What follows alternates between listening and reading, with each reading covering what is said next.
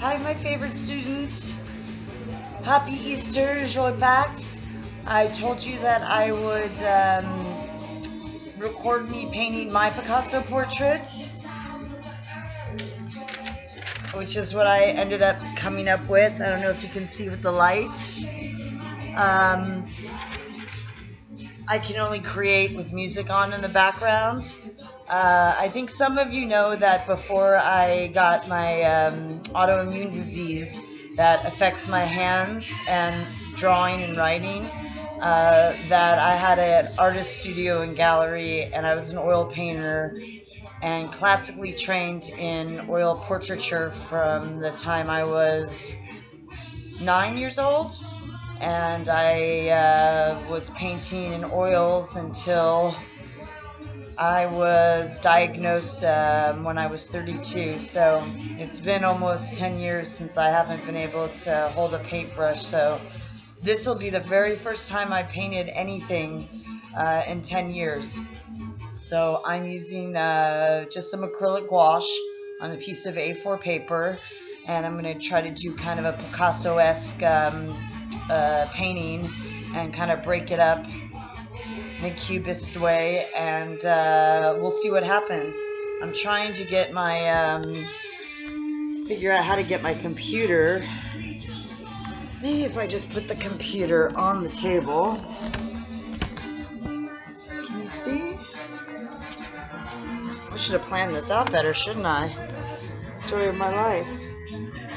Okay, can you see? Okay, that's the painting. Okay, I've got my water, my monster. I needed that. I've got my paints here. A glass with a couple brushes. Some paper towels. The top of my gouache, my flower palette, which is well known in America for painting watercolors, which I think came from France. So I am just going to kind of go with the groove and see what moves me for my colors. And I absolutely love this blue. They're calling it primary blue, cyan, which is close to cyan, actually. I'm speaking too much French. And I like this one a lot, so I just put too much on my palette, as you can see. Sorry, I've got my windows open because it's a beautiful, clear morning, and I wanted some fresh air in the apartment. And my husband went out shopping, so he must not come back for hours because the lines will be terrible. I told him to go yesterday. He didn't listen. What happens when we don't listen to Aaron? Alright, so I am going to use the thicker brush, a little bit of water to break up this cyan primary blue and see what happens. Gosh, I'm just like you guys. Way too much paint on the palette. That's why I had some paper towels. So, let's see.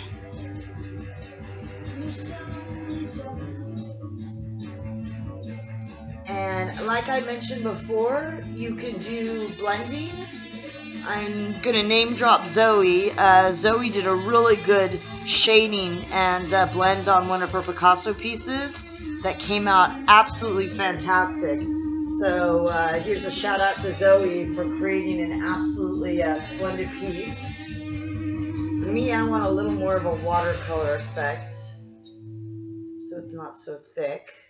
So I might have to use my smaller brush. Let's see if this is going to work or if it's going to be. Remember, 10 years I haven't touched a paintbrush because it's too difficult for my hands. But maybe this will help me try to start painting again, and I'll be able to credit it all to my students and the projects and the creativity that they have. I don't know how I'm going to get around these bangs I did. Fringe, you say in England. I don't know the French word for them. But when I'm done normally with maquillage in my hair, maybe I can try to make something geometric. Oh, this is going to turn... Yours is going to turn out so much better than mine. I can already tell. I can already tell. Need some more water.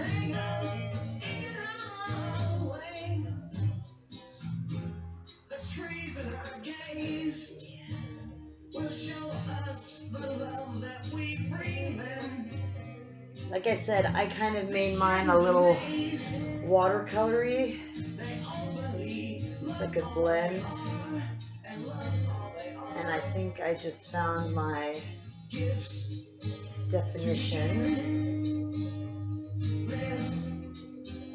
to start another color. Okay, so let me show you what I have so far with the cyan.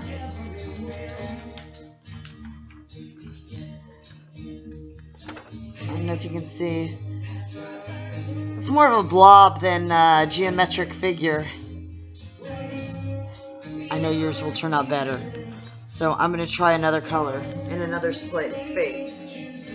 Because I can half up the neck part. So let's see. I've got a bright yellow that's a primary color. Ooh, has some ushy gushy that just came out of it. Oil. Ugh, I don't like that color. So I'll add a little bit of white to it. Although we were always taught you don't add white, you add the complementary color in art school. But I'm going to break the rules, because this is washable, I hope. Okay, let's see. This more looks like lemon meringue pie.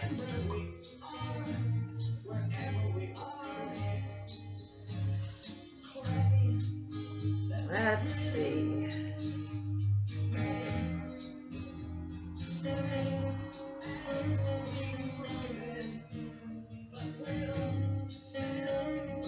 Because I can just do here and break it up.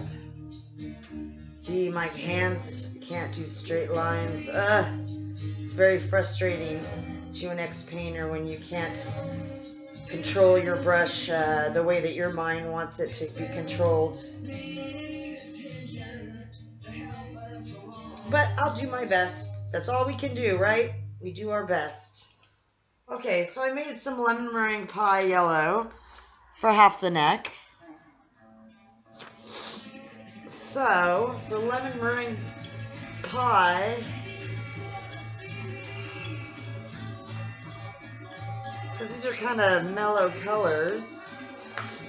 Sorry, my allergies are very bad today with the windows open. I think we should try some violet, pipe purple. Just a teeny bit. All right, let's see.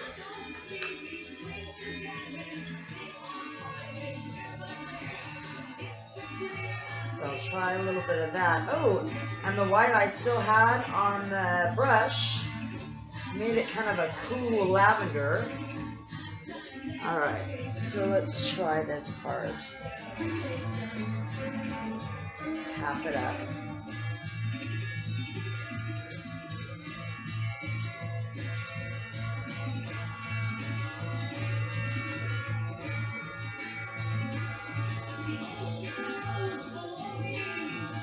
Aha! I can use my other hand to try to hold this hand steady. Helps a little bit.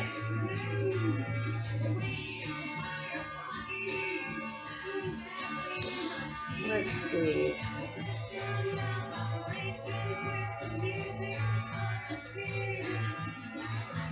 Okay. This kind of started to blend in together, but it looks like a CM1 or CM2 portrait so far. Okay. I don't know how I'm going to do this eye. I had to do the complex eyes. Ooh, I think I'll do one eye purple. Remember I told you guys to get free with whatever colors? I'm going to use some of this purple left for my triangular eye.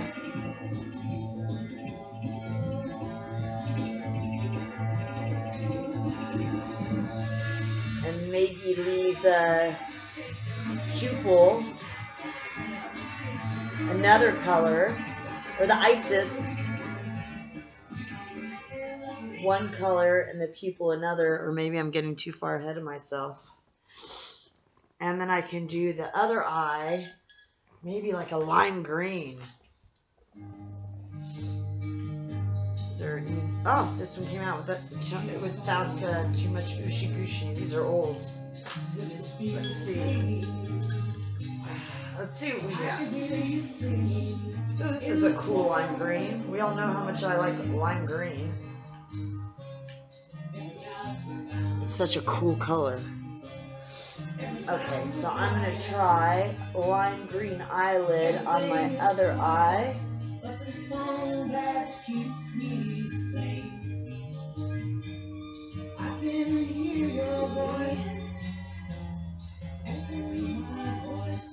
I'm going to do the bottom lid the same color.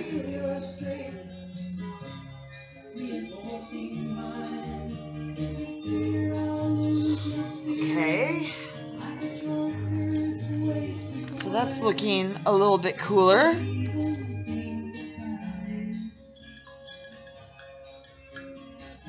I'm wondering with my giant L-shaped nose if I should split the face there and split the lips.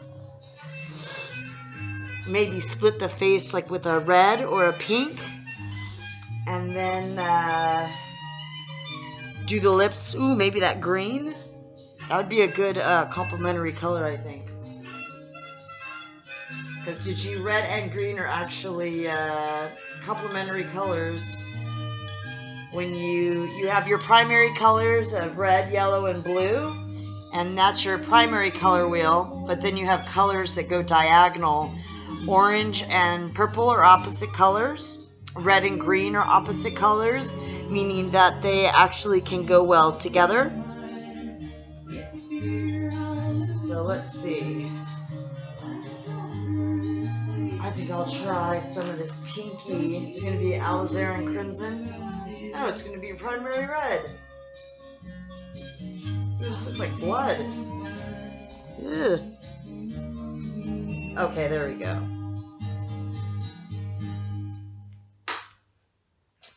Let's see. That's what I'm going to do. The inside of my pupil.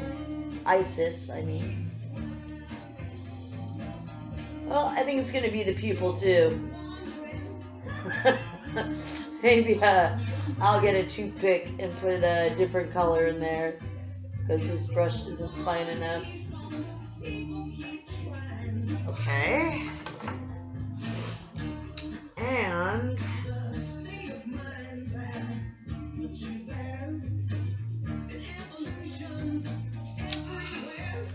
so there, I've got my eyes, but I think I want to split it. Maybe here? Or should I split it here, down, and here? This way, I think. That might be more geometric cubist, huh? I think so. Let's see.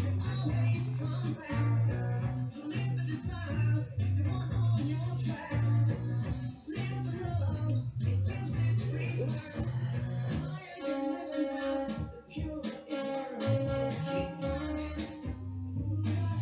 A little more of that red.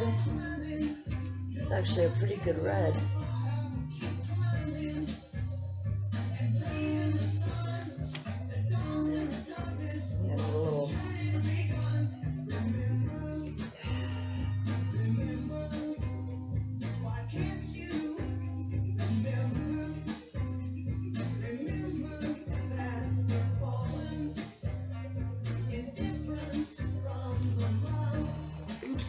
I got into the neck color. Okay. So now that I've done the nose red, what am I supposed to do? I'll have to pick a different color. Blue, red.